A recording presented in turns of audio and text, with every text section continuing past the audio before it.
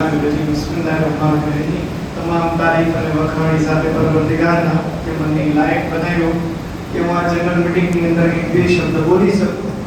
આપણે જે થેલેસેમિયાનો કેમ્પ કર્યો હતો એ મને ખબર નથી, મારા પહેલા લોકોએ આપણા પ્રેસિડેન્ટ સાહેબે કીધું હશે 60 પેશન્ટ લોકોએ ચેક કરાવ્યું હતું। કેટલા? 60। એમાંથી 6 જણા પોઝિટિવ હતા, એટલે 10% પોઝિટિવ થયું। કેટલું થયું? 10% પોઝિટિવ થયું।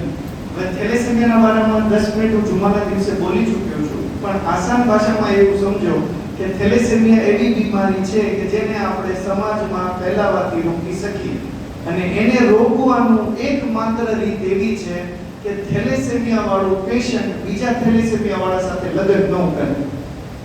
જો થેલેસેમિયા વાળો પેશન્ટ બીજા થેલેસેમિયા વાળા સાથે મેરેજ કરશે તો આવનાર બાળકની અંદર તો થેલેસેમિયા માઇનર આવે તો કઈ વાંધો નથી, પણ 50% થી 75% ચાન્સીસ છે કે એના બચ્ચાની અંદર થેલેસેમિયા મેજર આવે।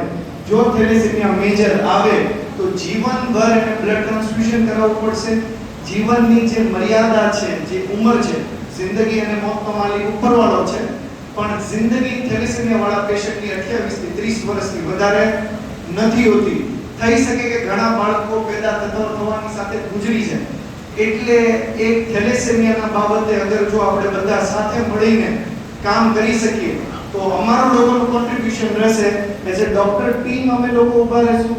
જો જમાતની પેનલ છે ને એ બધાને વિનંતી કરી શકે, પણ બધા જનરલ મીટિંગની અંદર અગ્રી થાય ને તો એ ઠરાવ પાસ થઈ જાય કે જેથી આવનારી પેઢીઓ આપણે થેલેસેમિયા મુક્ત કરી શકીએ।